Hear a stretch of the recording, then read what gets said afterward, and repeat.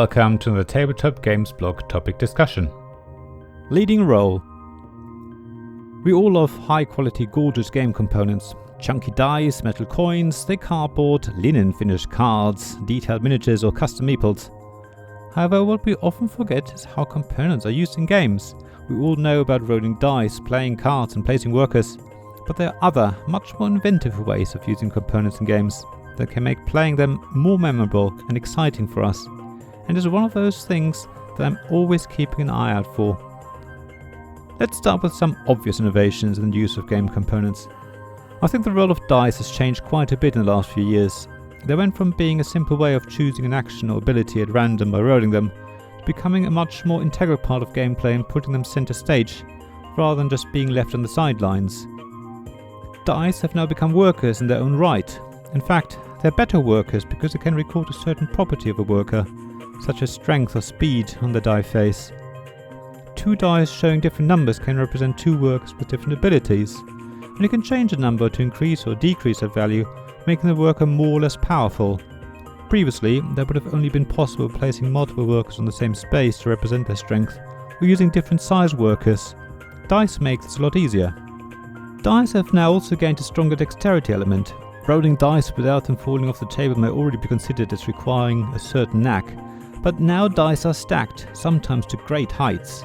In fact, sometimes the opposite is true and you have to carefully remove dice from a stack to be able to carry out a certain action. As before, dice showing different numbers can represent different abilities or may limit the player what dice can be stacked on top of which other dice, in ascending order for example. Speaking of dexterity, wooden components that may have previously been used as workers are now also used for stacking.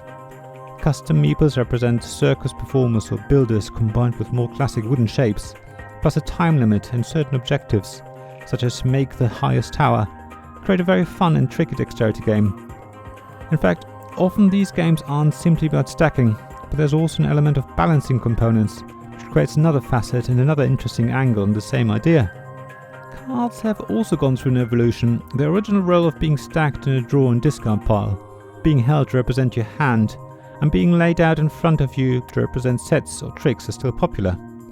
But there are many games where cards are used more like dominoes, or they are overlapped to cover certain areas while combining other areas to create large sections of the same type. The overlapping of cards is also often used to create a different way of drawing cards. Rather than having a deck of cards where you can only take cards one by one from the top or the bottom, cards are now often laid out in a sort of pyramid shape. So as you draw more cards, you reveal more options, creating a sort of tech tree. Cards are also often used to create maps of some sort, just like tiles have been and are still being used. And tokens, meeples or miniatures are placed on them to represent the production of resources or the movement of people and workers. Cards are thinner than tiles, allowing you to have more of them in the game, without requiring a much larger box, which in turn provides more variety in the resulting maps that are created during gameplay. Decks of cards can also take the place of dice in games. While dice rolls give you a result with equal probability from the complete set of options every time, if you use a deck of cards you can emulate the same behavior as dice, but you can also allow cards to be discarded, therefore changing the chances of a certain result each time the deck of cards is depleted further. So while you have an equal chance of getting a certain result when the deck is full, later on you will know which results are no longer in the deck and can therefore make more reliable and meaningful choices while still remaining an element of randomness. The use of paper has also changed over time. It started as a way of recording scores, stats or other information. In the case of scores, paper score pads became very popular and are still found in many games. In particular, the recent resurgence of roll and writes, flip and writes and the many other variants that have emerged. The latest way of using paper in this genre of games is to cut it. You physically cut the paper into certain shapes, which can give you some intuitive constraints, such as not being able to reattach a cut section, or making it hard to cut out a section in the middle of the paper. Cutting also creates a different game experience when compared to writing on paper. Folding paper is another option, which is quite popular in escape room style games, which allows you to overlap, hide or connect different sections of the paper and whatever is printed on it. Folded in the right way, you can reveal a solution by combining two halves of a shape, for example. Folding and maybe gluing also allows you to create three-dimensional shapes, which is yet another interesting experience that the game can offer. What fascinates me the most, though, is the use of the game box itself. Most games use the box simply for protecting the components, a way to market the product in the shops, and giving the customer a way to store everything neatly. There are very few games where the box is actually an integral part of gameplay. Some games use the box as a dice tray, so you can safely roll dice, which is great. Some games take this further by printing onto the inside or outline certain sections or areas, which you try to get your dice to land in. That creates a great dexterity element and makes the box itself a vital part of the game itself, which you can't do without. The box is also sometimes used as terrain, giving the game a three-dimensional presence on the table and allowing you to place characters or tokens higher up than others, which can then be used as a way of giving them an advantage or creating the idea of line of sight.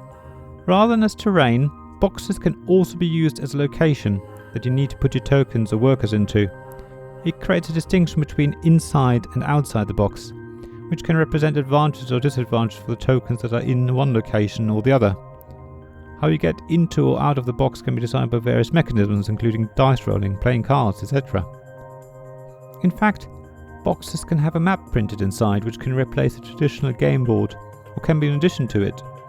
You can make it even more varied if you provide inserts for your box, which can be used as terrain, for example. Again, now the box is absolutely integral to gameplay, because without it, you're missing the vital part of the game. I'm sure there are many other ways in which game components can be used in a clever way. Is there anything you can think of? Have you come across games that use components in a different and interesting way? How did that make you feel when you played the game? If you're a designer, what ideas have you got for using your game components? Please share your thoughts in the comments of my blog. Thank you for listening to this Tabletop Games blog topic discussion podcast. Please check the description below for links mentioned in this episode, as well as to the written version of this article on the blog. If you enjoyed this episode, please subscribe, give us some stars or leave a review.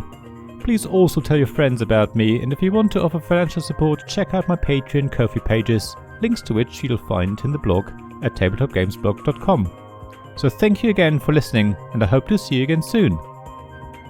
This podcast is made possible by the generous help from my Patreon supporters: Royal Patron Sean Newman, the UK half of Gamelot; Castle Guard David Miller of Subquark Publishing; Dice Masters James Naylor, publisher of Magnate First City, and Paul Grogan of Gaming Rules; and Shining Light Robin Kay of Rune Sky Games, Sarah Reed of Resourceful Games, Tim Vernig, and Richard Simpson of We're Not Wizards.